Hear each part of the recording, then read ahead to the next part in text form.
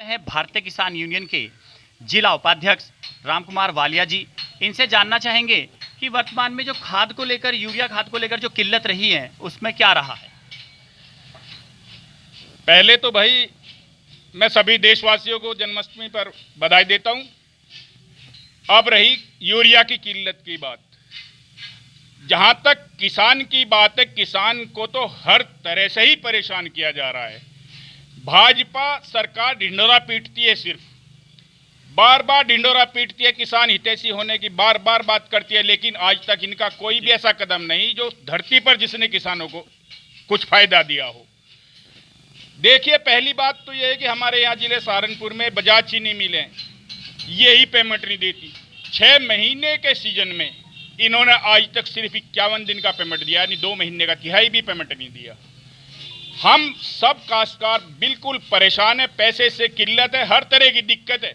Urea की अब जरूरत, जब हमें किसी भी खाद की जरूरत पड़ती है, जब डाई की जरूरत पड़ती है, तब डाई नहीं होता किसानों पे, खाद्य की दुकानों पे। और जब यूरिया की दिक्कत होती है, यानी यूरिया की जरूरत होती है, तब पता नहीं यूरिया कहाँ चला जाता है, उस टाइम यूरिया नहीं होता। अगर प्राइवेट दुकान पे से यूरिया कहीं लेने जावे तो साथ में 100 200 रुपए के और लगा दें उसके साथ में, यानी 350 का कट्टा हमें 400 रुपए में पड़ता है।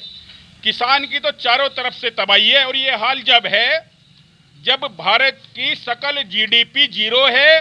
सिर्फ किसान की जीडीपी अगर छोड़ दें, किसान ने इस कोरोना में जीडीपी, जब भारत की इस कोरोना काल में जीरो चल रही है, तो किसान ही सिर्फ ऐसा है या खेती ही ऐसी है जिसने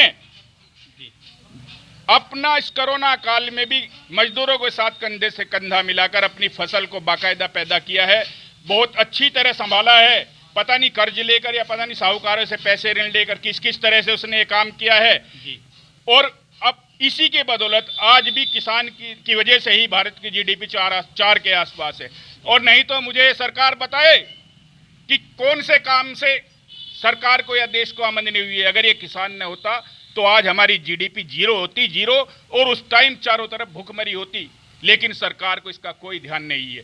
सरकार किसानों के हित का ढिंढोरा पीटती है। मुख्यमंत्री भी आकर कहते हैं, हालत ये है जब मुख्यमंत्री आ जाते हैं तो किसानों को मिलने नहीं दिया जाता। किसानों का कोई संगठन का अगर प्रतिनिधि जाता है उसे बाहर ही रोक लेते हैं। अरे उन्हें पता कैसे चलेगा किसान के बारे में?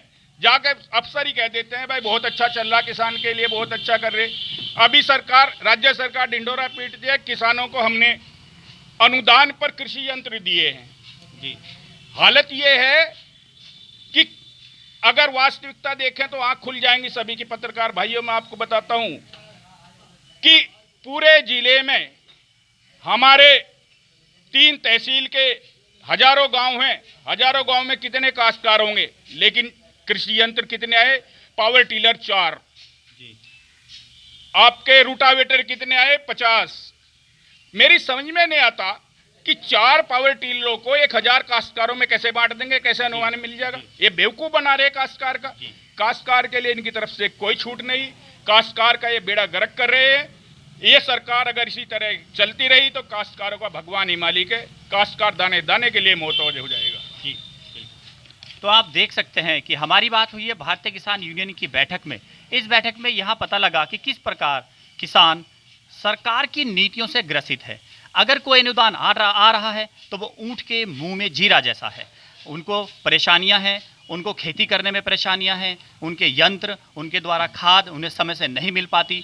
स्कूल की फीस का लगातार दबाव बढ़ा रहता है। कहीं से भी पैसा आने की कोई सुविधा नहीं है कि कोई पैसा आए और किसानों को दिया जाए। और ये वही किसान है जिसने पूरे लॉकडाउन में पूरे देश को संभाला है, अपने आसपास अपनी फसलों से पूरे देश को सम्मान दिया है। वो अन्न बाज़ारों में आया है और बाज़ारों में वो अन्न महंगे रेट में बिका है, लेकिन किसान का वही अन्न बहुत सस्ते दामों पर बिका है। लेकिन आज यही किसानों का शोषण वर्तमान सरकार के द्वारा किया जा रहा है। पब्लिक एशिया से ब्यूरो चीफ वीरेंद्र चौधरी के साथ हेमंत अरोड़ा।